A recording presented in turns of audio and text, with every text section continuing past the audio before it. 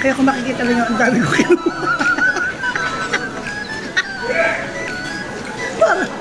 para masulit. Ayan o.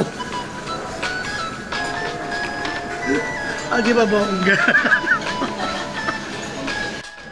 Good morning mga kalakbay! Ayan, right now we were going to explore our second day tour here in Boracay. Ayan, kamalas kayo mga kalakbay at mag-breakfast muna tayo. Right now we're going to eat now our breakfast. Dito lang po yan malapit sa mismong hotel na pinag-bukan namin at pinag-stayan. Since yung package po namin na in-avail dito ay free breakfast and buffet lunch, pinagkisa ko na po. Kaya kung makikita lang yung ang dami ko kinuha. para masulit. Ayan o. Di ba bongga? Sinulit talaga. Bakit pa minsan lang naman po, di ba? Kaya inayos ko yung video ko. Mga kalakbay, grabe. Sobrang linaw ng tubig. Ang linis ay grabe.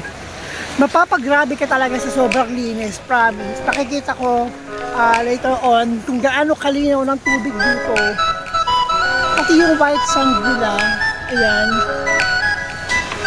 Na may maintain nila yung paglilinis din dito. Hi nanay! Kamusta po? Pwede ba ako lumaka dito papunta sa'yo? Ano ba pangalan mo, nay? Si Nanay Cheryl, ayan, isa sa tagapangalaga dito sa Boracay. Nanay, kamusta po Nanay Cheryl yung mga bakasyonista natin dito ngayon sa Boracay? Usually po pag yung mga itong oras, pag Sindolo, maraming naliligo sa umaga. Anytime ba dito na sa area ito, sa Station 2 ay may mga naliligo? Marami naman kung gusto. Okay. Kasi Burmans din, no? October, November, December, bakasyonan. So, yun. So, there you go mga kalakbay. Thank you so much, Cheryl.